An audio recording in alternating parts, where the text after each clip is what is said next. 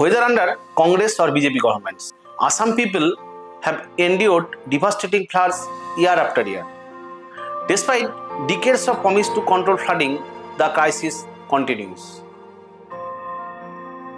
According to the latest reports, around 8 lakh people across 12 districts of Assam have been severely affected by this year's flood, and which have claimed 78 lives so far. Historically, Assam was not as flood prone as it today. On Independence Day in 1950, an 8.7 magnitude earthquake changed the fate of the people of Assam forever. Vast areas of land in Assam were either elevated or subsided, which reconfigured the course of Brahmaputra. Heavy landslide across the hills dumped enormous sediment loads into the tributaries of the Brahmaputra river, changing the river pattern forever. After that, recurring devastating flood becomes a usual phenomenon, started from 1954 and counting still today. As per Assam government record, between 2019 and 2024, 880 people lost their lives due to flood. This year's Assam flood was totally exceptional compared to the earlier floods. Sibsagar, Choraideo and Jorhat were the worst flood hit districts of Upper Assam this year. It affects more than 6 lakh people, which is nearly 94% of the total people affected by the Assam flood this year. These 3 districts were once considered among the safer areas of Assam and served as the capital of the Ahom Kingdom, whose history dates back nearly 800 years. Even many residents who have lived here for nearly 6 decades have never encountered such floods.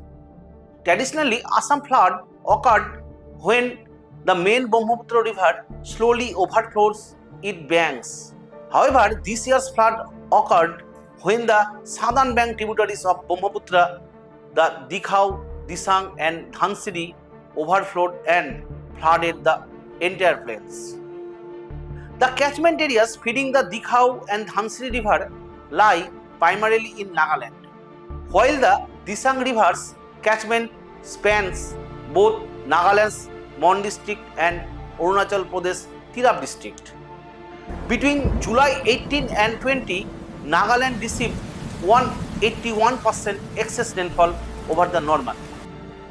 The catchment areas of Dikhau and Disang rivers covering the Mokokchung, Junheboto and Kifayat districts received above normal rainfall, and this ranges between 419% to 493%.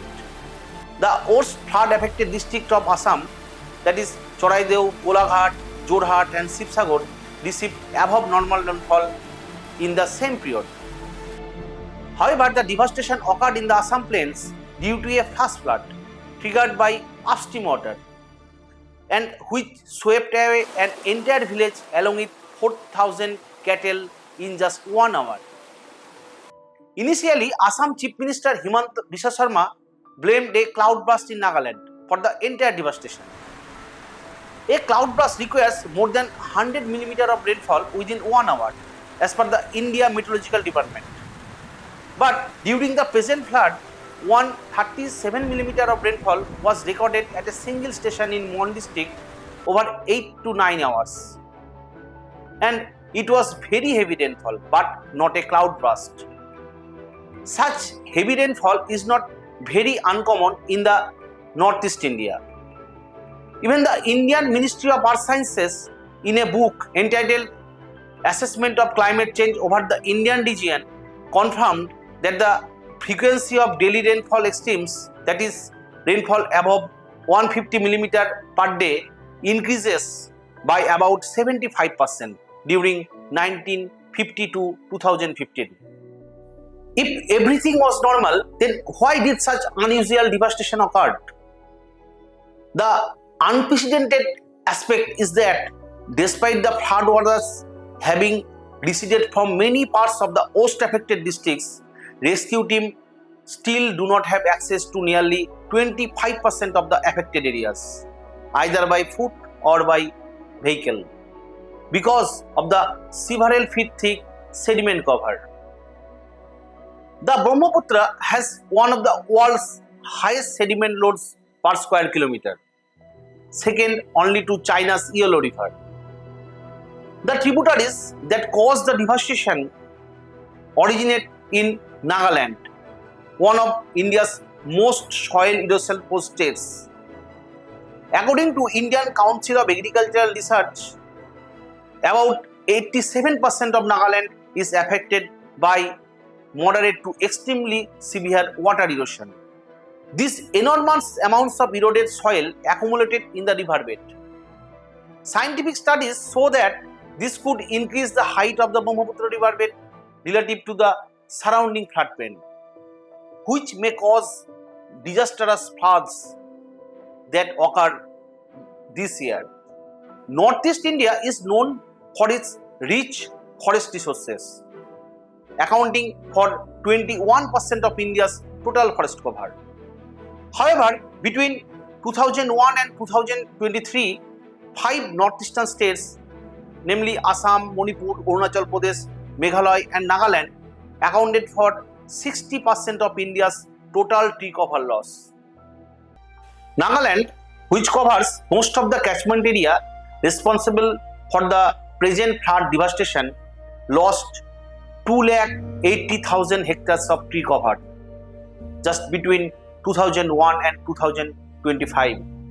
The majority of this tree cover loss comes from shifting cultivation or jhum cultivation, which has been practiced by tribal communities for centuries.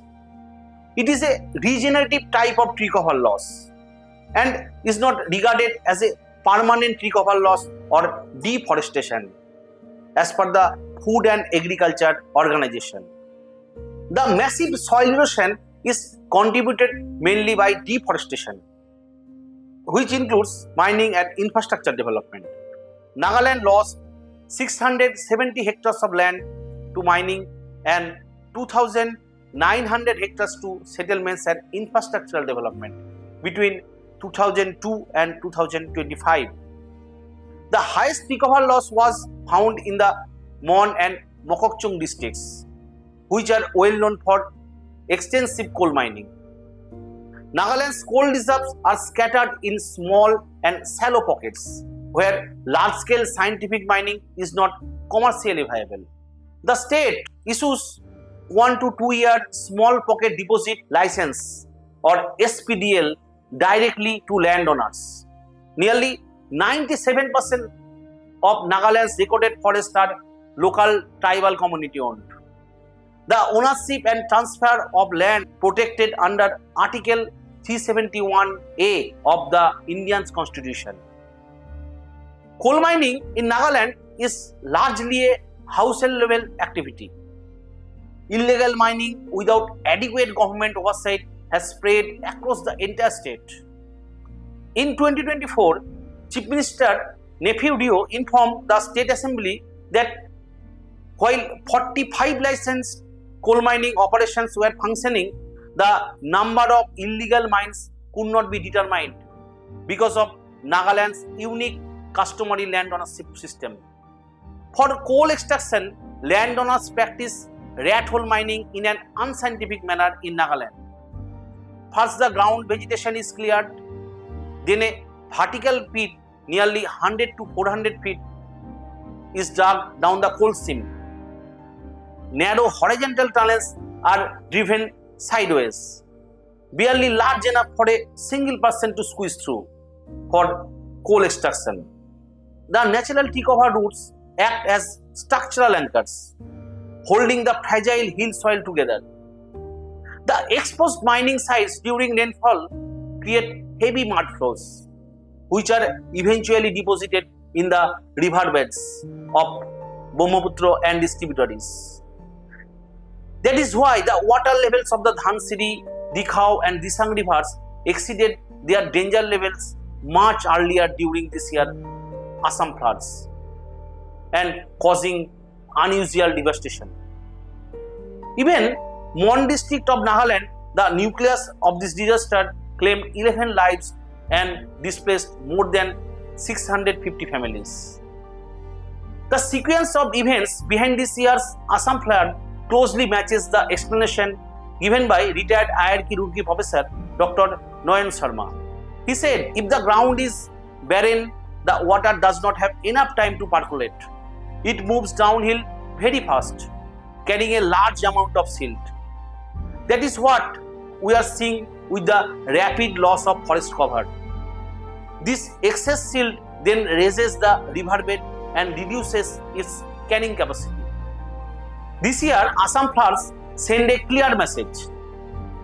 Heavy rainfall may trigger floods, but unchecked illegal mining and weak regulatory oversight in the upstream catchment area of Brahmaputra can transform them into devastating disasters.